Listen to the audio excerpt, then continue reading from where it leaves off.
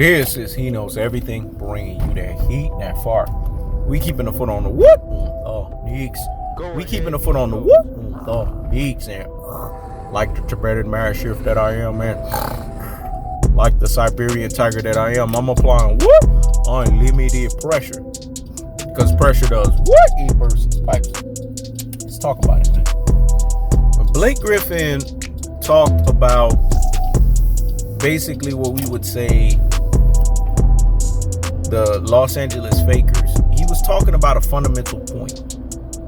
He was telling the truth. He's been part of a Lestacking of the teams of the Ledeck, and that shit hasn't worked. Let me say it again. He has been a part of the Lestacking of the teams of the Ledecks, and the shit hasn't fucking worked. Because if it worked, then he wouldn't be in the precarious situation that he was in. When it's all said and done, we have to ask ourselves delineations. We have to ask ourselves gulfs, and we have to ask ourselves separation. And what is that? That when it's all said and done, there's nothing wrong about what Blake Griffin said. He had this situation with Chris Paul, himself, and DeAndre Jordan. They were Lob City for a very long time. The reason why it didn't click, it didn't work, is because basketball is a synergy sport. It requires being symmetrical. Everybody at every position has to be linear. They have to be harmonizing with one another, meaning everyone has to be on one accord. If this doesn't happen, then you could kiss any level of success as an NBA team to manifest itself. In basketball, you need this. You need this level of succession with one another in order to ensure that things are getting done exactly the way that you want things to get done. Things won't get done off of its own strength, off of its own accord. It only gets done when everybody buys into the system. But it's not just buying into the system that's enough. The pieces have to match. This is what basketball at its truest and its most properest levels is all about. Pieces coming together and pieces matching. When the pieces come together and the piece match, then what happens is you have a situation where the game is played at such a fundamentally synergistic level, at such a fundamentally harmonizing level, at such a fundamentally what we would say in accordance level. That means everybody's on the same drum, everybody's on the same beat, everybody's on the same wave, the thumb, the owl, and the needle of the damn situation. This is what Blake Griffin is alluding to. But Rudy Poo and Plum Plum brains, classic dotes and troglodytes, ultra fanboys with the ultra fanboy rhetoric, i.e. NBA fans, they won't get it. They will never get this message, because this message is leagues above their heads. It's leagues above their basketball comprehension. It's leagues above the mindset and how they see the game is formalizing in their own Rudy Poo and Plum Plum brains, in their own classic dope and troglodyte brains, in their own ultra fanboy with the ultra fanboy rhetoric brains. Basketball is a very simple sport that has a simple science behind it.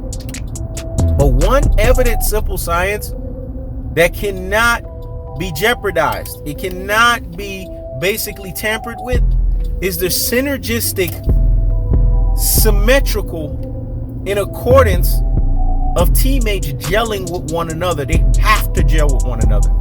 They have to be linear with one another.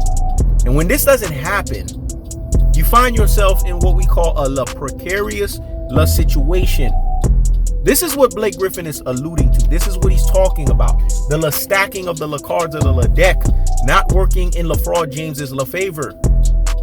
Russell Westbrook of Russville does not work with LeFraud James. They both are ball cloggers. They have to clog the possession. When you have two clogging possession players, it's not symmetrical. It's not linear. It doesn't go in accordance with one another.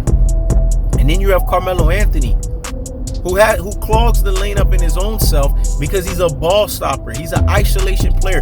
He also isn't symmetrical with their style of play, with their system, with their phonetic abilities. Because we all know when it's all said and done, LeFraud James is going to go into what's called LeFraud James precarious situations. And you want to know what that is? LeBron James, when it's all said and done, is going to find himself doing what he always does, which is pretty much fold under fucking pressure and try to carry the rock, because he feels that the rock in his hands is the best situation at hand. And we know in basketball that is not the case. We know in basketball that does not translate to success. It does not translate to succession. It does not translate to anything that makes any sense on even the finite or fundamental levels. LeBron James and Russell Westbrook of Russville are going to basically clash. It's going to be the clash of the fucking Titans. It's going to be basically two people that are going to be up in arms with one another. They're going to rowl at one another. They're going to yell at one another. They're going to get after one another. And what we're going to find is that they're going to start screaming at one another. And you want to know why they're going to do this?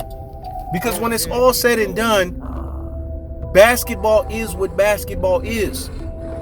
When basketball is not played in the very linear and symmetrical way that basketball should be played at. It's as simple as two guys understanding that their identities, understanding that their situation, understanding that their games don't work with one another. And it's okay when basketball games don't work with one another. It's okay when basketball games can't figure out one another. You want to know why? Because it's incumbent upon NBA players to understand that when it's all said and done, if you want to win a chip, you got to have that linear mindset. You have to have that symmetrical mindset. You have to have that one accordance mindset. You're not going to find this with Russell Westbrook of Russville with LeBron James. You're not going to find this with Carmelo Anthony, a ball stopper. You're not going to find this with Goof Troop, Dwight Howard. This is why the Los Angeles Fakers are doomed to fucking fail. Let me say it again. They are doomed to fail. This is a fail rendition of LeBron James thinking he's going to win another title. He will never win a fucking title. Let me explain why he will never win another fucking title. Because when it's all said and done, he's not what you guys think that he is. The biggest lie they've ever told you is that LeBron James was the player that you thought that he was. When in actuality, he is not the player that you think that he ever is. When it's all said and done, this is going to be an epic exposure at the epic most highest levels. Because we're talking about basketball not being what it is. We're talking about basketball not being linear to what you think it is. And we're talking about basketball not being something that is played the way that it should be played. Because when it's all said and fucking done, that's what it boils down to.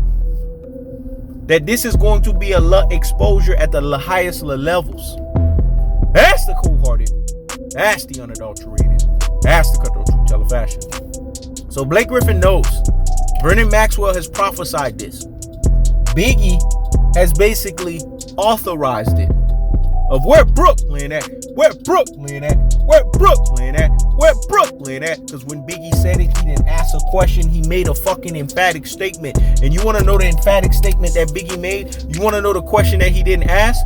Is that he prophesied that a KD trade 5, a KD 3-5, a Mr. Do Me and I Chill, a 50-40-90 walking gazelle was going to come back to restore the natural order of basketball.